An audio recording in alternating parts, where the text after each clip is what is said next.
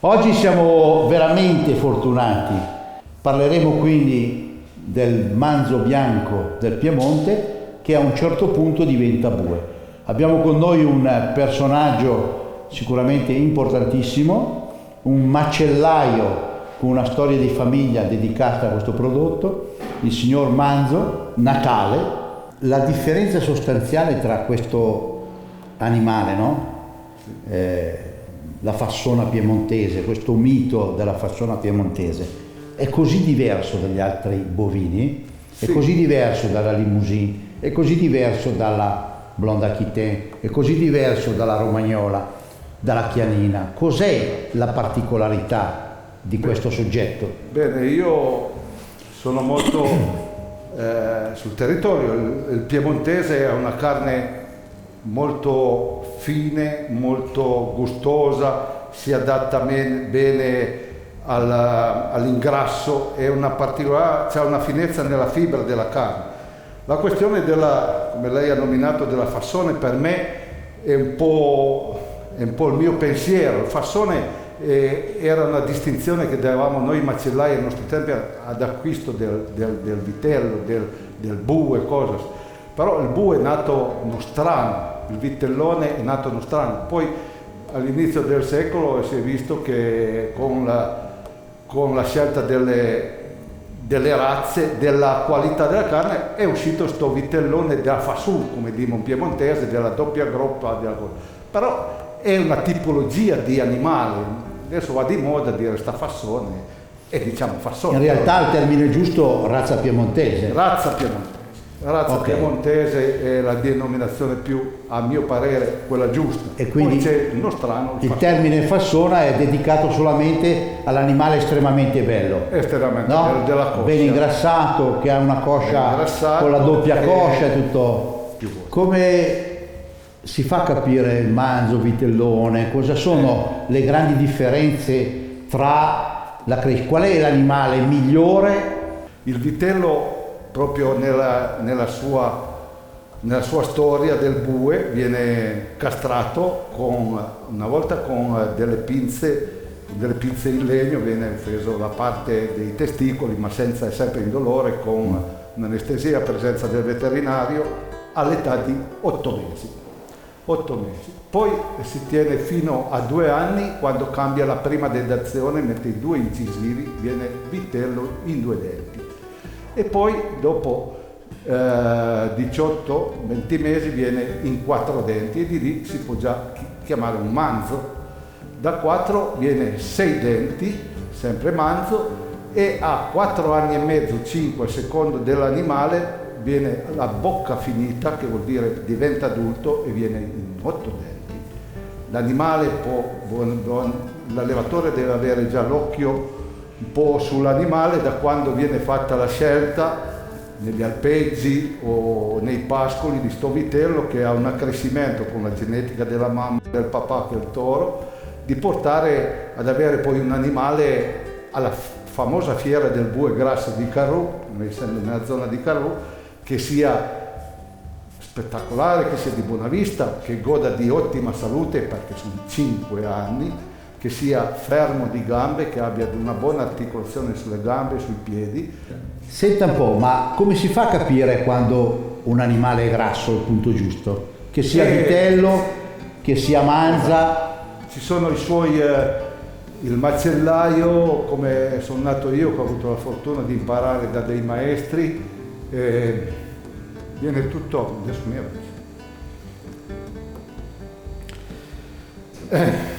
sta tutto nel saper palpare l'animale. Toccare nei punti giusti, quindi sopra la coscia, primo di fianco punto alla è quello coda. sulla coscia, tirare la pelle. Esattamente. Se la pelle stacca bene dalla carcassa, vuol dire che ha un bel stato di ingrassamento. A parte che si vede già vista, sulla schiena vedi già la schiena ben finita, il tasso del grasso nel bianco stato, e poi subito vicino alla coda si va a palpare il grasso. Altro tocco importante è quello nel fianco, che noi chiamiamo la cima di fianco, dove vai a vedere il tocco del grasso, e di lì, se sei un macellaio, tocchi già La resa del vitello, del bue, cos'è? Perché c'è lo spessore della carne, si nota subito di lì. Esattamente. Da quel posto lì. E poi l'altro punto cruciale è quello della punta di petto, specialmente nel bue, viene proprio segnata da un bel grasso. Da una bella fascia di grasso. Di grasso. Si nota molto. Poi il pelo lo vedi già subito, sa, quel bel pelo rasato, bianco, come deve essere. Vedi che lo stato di ingrassamento è giusto. Certo. Infatti noi quando si entra in stalla vedi che, a parte l'età, perché ormai hanno tutti un cedolino, hanno tutti i cartamenti, ma io credo che l'esperienza non è che me ne vanti, ma ce ne sono altri, molti. Certo. I miei colleghi che abbiamo imparato quei giorni erano scuole come fate voi qua. Andare. Invece adesso non esistono più. Questo è il nostro male della macelleria, è questo. Manca l'artigianalità. L'artigianalità, bravo. È un'esperienza che si fa sul campo, sicuramente. Esatto. E oggi non lavoriamo il bue però. Oggi non lavoriamo il bue perché... Come mai? Il bue ce ne sono fermi in stalla, però adesso sono fermi, ringraziando anche il momento più brutto che abbiamo avuto e che speriamo ne usciamo fuori. Vengono tenuti all'ingrasso per la fiera del bue grasso, però la stagione, specialmente nelle stagioni dei bolliti, parte da novembre e finisce a febbraio, marzo, le stagioni più fredde. Nel frattempo, nella metà stagione, dove ci sono ancora la ristorazione che richiede ancora i bolliti, per avvicinarsi più al bue, io ho la fortuna anche della mia azienda, con i miei figli specialmente che seguono tutto, abbiamo una forte commercializzazione. Noi siamo esportatori di carne in Francia, dove è molto apprezzata questa carne qua, e qua è una manza, oppure volgarmente, perché al giorno d'oggi parlare di sta roba lì vengono in mente gli anni indietro, che a differenza che si ingrassava bue, invece la vacca. E invece non è un coso spregiativo. Ormai adesso ci sono allevatori che ingrassano delle vacche che sono magnifiche, perché questa carne, a differenza, noi la esportiamo e viene apprezzata. Come viene apprezzata, la nostra azienda lavora tutta per Italy, anche se faccio un po' di pubblicità, e viene apprezzata anche in Germania, in Croazia, in altri paesi. Allora, quindi è una carne che, diversamente da quello che si pensa, tendenzialmente viene anche esportata. Normalmente l'Italia è l'importatore, esatto. Invece questo prodotto è talmente speciale che si esporta. E qua a Carru specialmente, quando l'abbiamo proposta, già adesso una decina d'anni, 15 anni, noi 20 anni che facciamo questo lavoro lì come esportatori, l'abbiamo proposta, subito sembrava un po' titubante, perché ma la vitella, come macelliamo, la femmina lo castrava. Poi quando hanno visto che sta carne, quando vai a fare la cuocia, tiene bene la cottura, io poi di lui lascio in mano il chef, ma tiene la cottura vuol dire che fanno il servizio in tavola, la riportano in pentola, tiene, non si disfa, si taglia bene sui taglieri al tavolo e la gente lo apprezza. Certo. Sempre il consumatore, perché ti lascia un buon retrogusto. Certo. Quindi fondamentale, un animale maturo, quindi che abbia una certa età, la qualità. Una femmina, se non c'è la possibilità di avere un bue, sì. Una carne grassa di cui si mangia solo il magro, esatto. Perché nel grasso c'è il sapore e quindi conduce il sapore. A condimento. Esatto. L'altra operazione è come si prepara la carne, quindi come si lega, come si gestisce per poterla cuocere e utilizzare. Quindi un passaggio sulla legatura della carne, grazie. Allora, sulla carne per fare... E magari indichiamo anche, prima di tutto, i pezzi che sono quelli più importanti per fare il famoso bollito piemontese, i 7 tagli del bollito piemontese. Allora, i 7 tagli del bollito alla piemontese sono, in primis, la testina che in questo momento possiamo anche arrotolarla e poi la leghiamo per farla poi al taglio, è più facile da tagliare, da farle porzionare. Ecco, l'importante è fare sempre dei legamenti così, darla a legare così che mantiene un po' la forma originale. Tiene la forma originale e tagliando non si slega, perché vai a legarla tipo salame, poi vedi tutto man mano che procedi avanti, col avanti, taglio va via, esatto. certo. Invece in questo modo rimane sempre ferma. Rimane sempre ferma. Ma visto che io so che esiste un taglio di carne che è la bistecca del macellaio, il signor Natale, che è un macellaio di esperienza, che pezzo di manzo o di vitello mangia? Ma a dirle tutto, io l'assaggio tutta la carne di quella pasta, però la bistecca del macellaio potrebbe adesso, io quello che ho trovato molto buono in questi anni è il ragnetto, si chiama, ed è un pezzo che si trova all'interno dell'anca, all'interno proprio Tra l'attaccatura dell'anca e la coscia, giusto? Bravo. È un pezzettino di 4 etti e mezzo, fatto così sulla piastra, alla figura non fa proprio tanto bella figura perché è un po' intelligente. È un po' storto, difatti è un ragnetto, però è molto buono, sicuramente. Questo, o altrimenti il filetto del macellaio, che sarebbe dalla parte interiore, noi la chiamiamo la foglia, c'è la parte interna e c'è questo filettino lì che dalla parte interiore, che a volte è molto disprezzata, invece ci sono dei tagli che sono molto interessanti. Bene.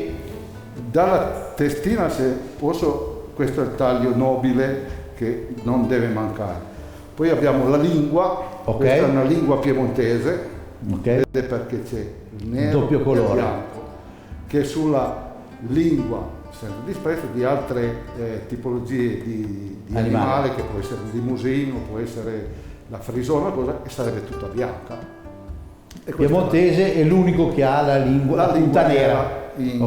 Poi ci andiamo alla coda, questo è tutta snodata, viene fatta cuocere, poi portata ai commensali a pezzi.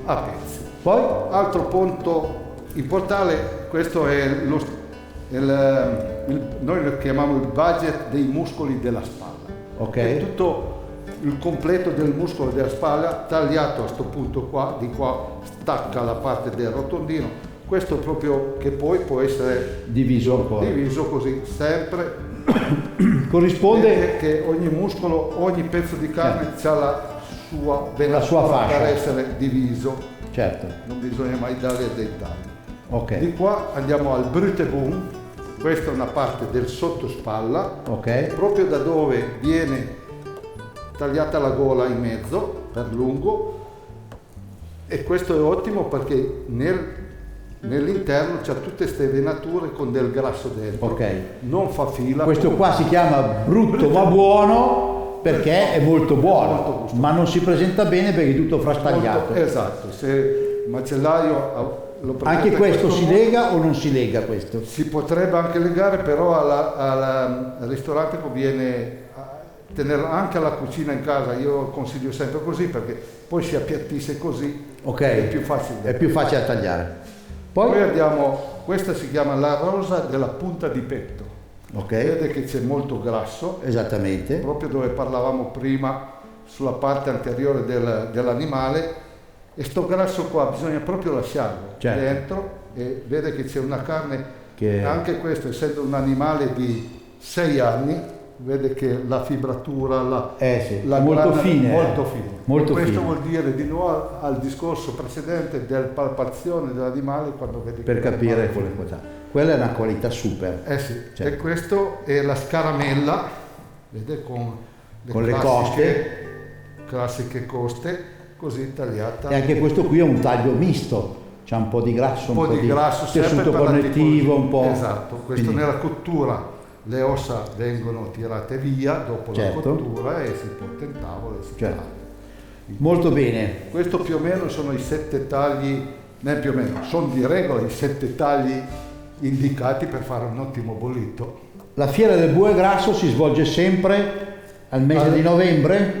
Al mese di dicembre. Mese di dicembre. È sempre stata per diversi anni, per 100, adesso vado a fare un po' di polemica, ma per 107 anni è sempre stato il secondo giovedì antecedente del Natale. Poi c'è qualche macellaio che ha protestato che a volte era un po' sotto la festa di Natale. E anche per un po' di cambiamento da quando è passata nazionale, questa è una cosa molto importante fatta dalla sindaca, E adesso è 2 anni che si va a fare un po' lì a sbalzo, in 3 giorni, 2 giorni, non siamo ancora proprio ben ferrati, comunque si fa ed è certo. Bene, io la ringrazio molto per questa presentazione e passiamo quindi in cucina a capire come si cuoce questo meraviglioso animale. Grazie. Grazie.